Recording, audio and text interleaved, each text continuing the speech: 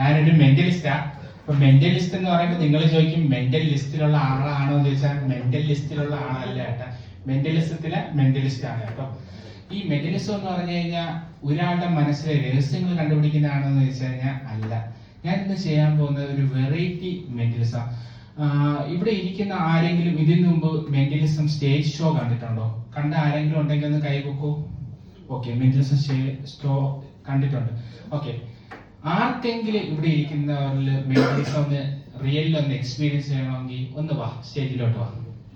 ആർക്ക് വേണമെങ്കിൽ കൈയടി ചേർന്നുണ്ട്. എന്താ ചേട്ടാ പേര്? അഭിലാഷ്. എന്താ ചെയ്യുന്ന?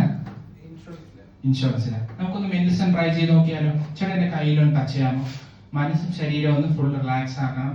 എന്നിൽ ഒരുപാട് വിശ്വാസം തരണം. വിശ്വാസം ഉണ്ടെങ്കിൽ മാത്രമേ മെന്റലിസം സക്സസ് ആവുള്ളൂ. ഓക്കെ ഓക്കെ, ഒരു സെക്കൻഡ്, ഈ മൈക്ക് ഒന്ന് പിടിച്ചോണേ.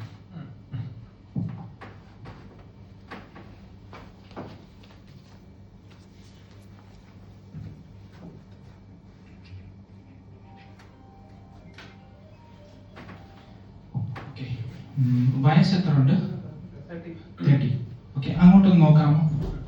പെട്ടെന്ന് മനസ്സിൽ വരുന്ന ഒരു കളർ എന്ന് പറയാമോ? പറഞ്ഞു, ഓഡിയൻസ് കേൾക്കുന്ന രീതി പറയൂ. Blue colour. ബ്ലൂ കളർ പറയുന്നത് എന്തെങ്കിലും കാരണമുണ്ടോ? ഇഷ്ടപ്പെട്ട കളറാണ്. ഞാൻ ഇവിടെ എന്തിനാണ് കളർ ചോദിച്ചത് മനസ്സിലായോ? ഓരോ കളർ പറയുന്ന ആൾക്കാരുടെ മൈൻഡ് ഓരോ ടൈപ്പ് മൈൻഡ്. ഇവിടെ ഞാൻ കളർ അനാലിസിസ് ആണ് ചെയ്തത്. ഇപ്പൊ എനിക്ക് മനസ്സിലായി ചേട്ടന്റെ മൈൻഡ് എങ്ങനെയുള്ള മൈൻഡ് ആണെന്ന്. അപ്പൊ ഇപ്പൊ ബ്ലാക്ക് പറഞ്ഞ ഒരാളുടെ മൈൻഡ് പോലെ ആയിരിക്കില്ല ബ്ലൂ പറയുന്ന ഒരാളുടെ അടുത്ത്. അതുപോലെ റെഡ് പറയുന്ന ഒരാളുടെ മൈൻഡ് വേറൊരു മൈൻഡ് ആയിരിക്കും. ഓക്കെ, നമുക്ക് ഇതിലോട്ടൊന്ന് കടക്കാം. മനസ്സും ശരീരം ഫുൾ കുറെ സാധനങ്ങളുണ്ട്. ഒരു 10-12 സാധനങ്ങൾ പേപ്പറിലൊന്നും എഴുതിയിട്ടില്ല, മൈൻഡിൽ വെച്ചിട്ട് കടയിൽ വാങ്ങാൻ പോകുന്നു. 12 സാധനം പറഞ്ഞ് 8 സാധനമായിട്ട് വന്നു. എന്തായാലും ഒരു 4 എണ്ണം മറന്നിട്ടുണ്ടല്ലോ. നമ്മളെല്ലാവരും കുട്ടിക്കാലത്ത് സാധനങ്ങൾ വാങ്ങാൻ പോകുന്ന സമയത്ത് അത് മറന്നിട്ട് വന്നു. എന്തുകൊണ്ടാണ്? ഓർമ്മയില്ല. അപ്പൊ അടുത്ത തവണ എന്ത് ചെയ്യും? നമ്മൾ മറന്നു പോകാതിരിക്കാൻ വേണ്ടി നമ്മൾ നമ്മുടെ നോട്ട് പാഡിൽ എഴുതിയിട്ടാണ് നമ്മൾ ചെയ്യുന്നത്. അപ്പൊ നോട്ട് പാഡിൽ എഴുതി കൊണ്ടുപോയാൽ മറക്കില്ല.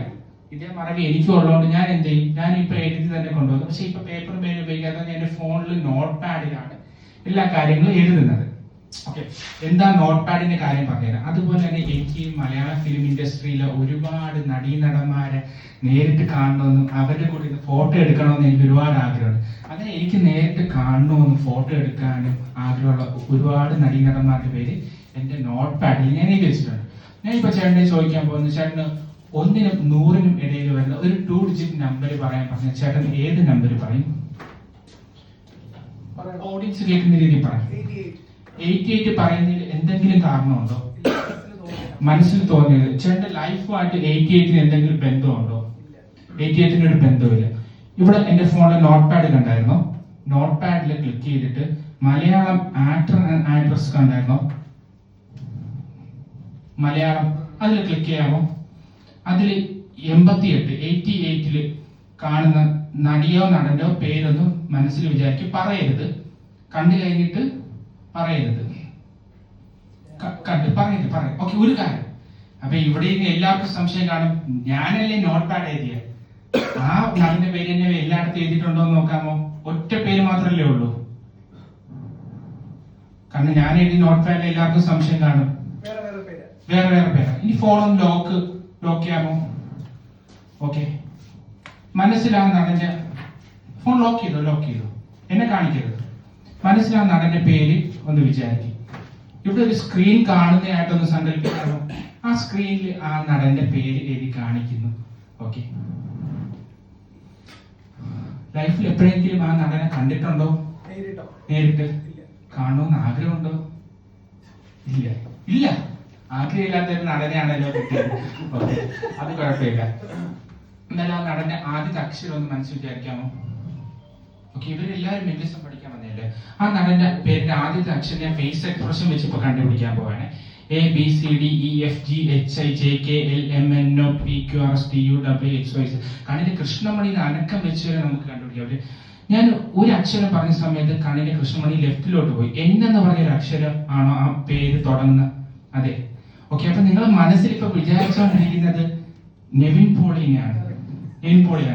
ഓക്കെ, പക്ഷെ ഈ ഷോ ഇത് ഇവിടെ വെച്ച് തീർന്നിട്ടില്ല.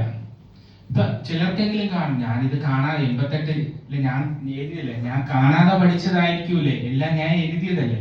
പക്ഷെ ഈ ഇവിടെ നമ്മൾ ഒത്തു കളിച്ചൊന്നും ഇല്ലല്ലോ.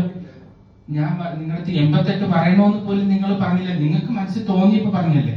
പക്ഷെ ഇവിടെ ഞാൻ ചെയ്തെന്തെന്നറിയാം, നമുക്ക് മറ്റൊരാളുടെ മനസ്സിനെ ഇൻഫ്ലുവൻസ് ചെയ്യാൻ പറ്റുമെന്ന് വെച്ചാൽ മറ്റൊരാളുടെ മനസ്സിനെ നമുക്ക് ഇൻഫ്ലുവൻസ്, ഞാൻ നിങ്ങളെ ഇൻഫ്ലുവൻസ് ചെയ്ത് നമ്മൾ വിശ്വസിക്കാൻ പറ്റും.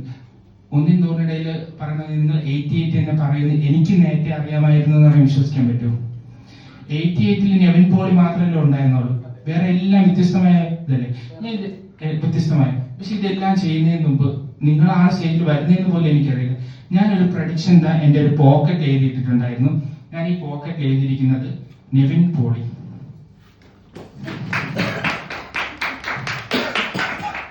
Thank you. അരുൺ സാറിന്റെ മുമ്പിൽ ഇത് പെർഫോം ചെയ്യാൻ പറ്റിയതിൽ എനിക്ക് ഒരുപാട് സന്തോഷം.